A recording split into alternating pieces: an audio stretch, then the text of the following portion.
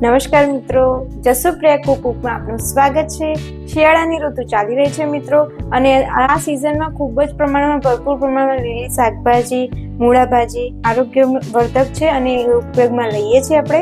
તો આવી જ એક નવી વાનગી લઈને હું આજે આવી છું, જે છે મૂળાની ભાજીની બેસનવાળી સબ્જી।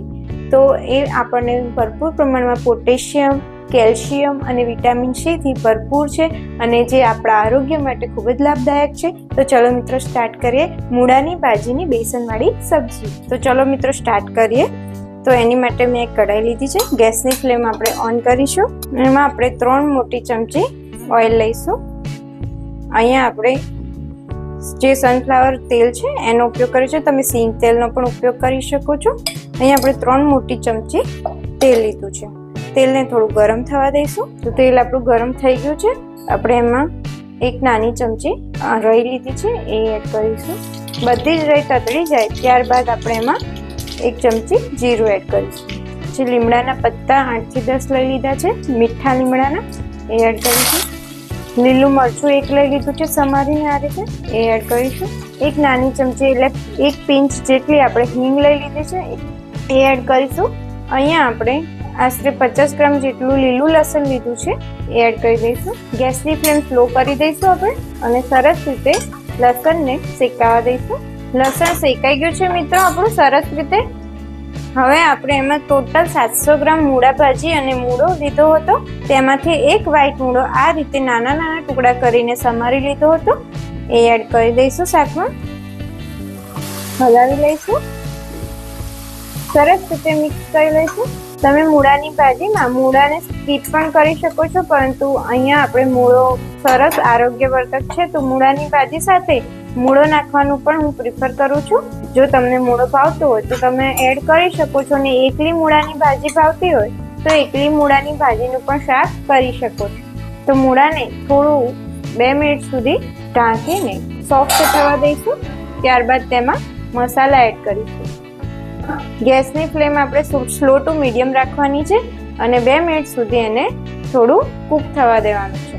આશરે 1 મિનિટ બાદ આપણે મૂળાને ફરીથી એકવાર હલાવી લઈશું અને એમાં મૂળાના ભાગ જેટલું જ આપણે મીઠું એડ કરીશું, બહુ મીઠું એડ નથી કરવાનું, કારણ કે ભાજીમાં ઓલરેડી મીઠાનું પ્રમાણ રહેલું હોય છે, તેથી આપણે મૂળાના ભાગનું જ અહીંયા મીઠું એડ કરીશું અને મૂળો ચડી જાય ત્યાં સુધી એને કૂક કરીશું। તો હવે મૂળાને ઢાંકીને કૂક થવા દઈશું। 2 મિનિટ સુધી કૂક થવા દીધું છે અને બ્રાઉન થઈ ગયો છે આપણો જે મૂળો છે। હવે એમાં તરત જ આ તબક્કે ભાજી એડ કરીશું। આશરે અહીંયા 500 ગ્રામ આપણે ભાજી લીધી છે। આપણે અહીંયા ટોટલ 700 ગ્રામ લીધું હતું, જેમાંથી 200 ગ્રામનો જે આપણો મૂળો છે એ બારીક સમારી આપણે લઈ લીધો હતો, અને એમાંની 500 ગ્રામ આ ભાજી છે। ભાજીને આપણે 3 વાર 3 પાણીમાં ધોઈ લીધી હતી, છપછપાઈને ફૂલ પાણી ભરીને આપણે ધોવાની છે, જેથી આપણી જે માટીનું પ્રમાણ હોય એ બધી માટી નીચે બેસી જાય અને ઉપરથી આપણે ભાજી લેવાની છે। આ રીતે આપણે ભાજીને ધોઈશું, તમે સહેજ પણ માટી રહેશે નહીં અને આપણી ભાજી ચોખ્ખી આપણને મળી રહેશે। આપણે થોડી વાર ભાજીને એબ્ઝોર્બ થવા દઈશું, પાણી થોડું, અને એની માત્રા ઓછી થાય ત્યારબાદ તેમાં મસાલા એડ કરીશું। થોડી વાર આપણે ઢાંકીને 2 મિનિટ સુધી કૂક થવા દઈશું। થોડી વાર થઈ ગઈ છે, હવે ઢાંકણ ખોલી દઈશું અને એને સરસ રીતે આવી રીતે ઉલટાઈ દેવાનું છે, જેથી ભાજી નીચેની ભાજી આપણી ઉપર આવી જાય અને એની માત્રા ઓછી થઈ જાય। એકવાર હલાવીને પછી ફરીથી થોડી વાર માટે આપણે એને કૂક થવા દઈશું, જેથી ભાજીનું જે પાણી છે એ એબ્ઝોર્બ થઈ જાય અને એની માત્રા ઓછી થઈ જાય। તો આપણે ઢાંકણ ઢાંકીને થોડી વાર માટે ફરી કૂક થવા દઈશું। હવે આપણે ચેક કરી લઈશું। તો જુઓ મિત્રો, આપણી ભાજીની માત્રા ઓછી થઈ ગઈ છે અને સરસ રીતે એનું પાણી પણ એબ્ઝોર્બ થઈ ગયું છે, અને આપણે આમાં ઉપરથી કોઈ પણ એડ નથી કરવાનું પાછળથી, કારણ કે આ ભાજીનું પોતાનું જ પાણી જે છે એ જ આમાં ઉપયોગમાં આવશે ચડવામાં। તો આપણે આ તબક્કે એમાં મસાલા એડ કરીશું। તો મિત્રો આમાં આપણે મસાલા એડ કરીશું। અહીંયા 2 થી 3 ચમચી આપણે ધાણા જીરું પાવડર એડ કરીશું, અડધી ચમચી આપણે હળદર એડ કરીશું, મીઠું આપણે લાસ્ટમાં એડ કરીશું, કારણ કે ભાજી છે આપણે ઓલરેડી મીઠું નાખેલ હતું। આપણે 2 થી 3 ચમચી કાશ્મીરી લાલ મરચું એડ કરીશું, અને ભાજીને સરસ રીતે આપણે મિક્સ કરી દઈશું મસાલાને. આ તબક્કે આપણે ચણાના લોટનો પણ આમાં ઉપયોગ કરીશું. તો આશરે 250 ગ્રામ મેં અહીંયા ચણાનો લોટ લીધો છે, ચાળીને લીધો છે બેસન. તો બેસન આપણે થોડા પ્રમાણમાં એડ કરીશું. થોડું બેસન આમાં એડ કરી દઈશું. અડધા ભાગનું આપણે બેસન આમાં એડ કર્યું છે. આપણે બેસન એડ કર્યા બાદ એને મિક્સ કરી દઈશું અને થોડી વાર માટે થવા દઈશું. તો આપણે બેસન સરસ રીતે મિક્સ કર્યું છે અને ઢાંકીને થોડી વાર માટે આપણે કૂક થવા દઈશું. તો થોડી વાર થઈ ગઈ છે, તો આપણે આની ઉપર બીજું એક બેસન લોટનું લેયર કરીશું, જેથી આપણે સરસ રીતે મિક્સ થઈ જાય. આ રીતે થોડા પ્રમાણમાં બેસન એડ કરવાથી સરસ રીતે બેસનનું પણ ચડી જાય છે અને કોઈ પણ પ્રકારનો લોટ આપણો કાચો રહેતો નથી અને સબ્જી ખૂબ સરસ બને છે. તો સરસ રીતે બેસન મિક્સ કરી દીધું છે. હવે આપણે ફરીથી એકવાર ઢાંકીને કૂક થવા દઈશું. થોડી વાર ફરી આપણે ઓપન કરીશું અને બધો જ ચણાનો લોટ આપણે હવે એડ કરી દઈશું. આ તબક્કે આપણે 2 ચમચી જેટલી ખાંડ એડ કરીશું. બેલેન્સ કરવા માટે મૂળાના ટેસ્ટને પૂરો ટેસ્ટ ના આવે મૂળાની ભાજીનો, એથી આપણે એમાં ખાંડ એડ કરી છે. અને આપણે લાસ્ટમાં એડ કરીશું લીંબુનો રસ.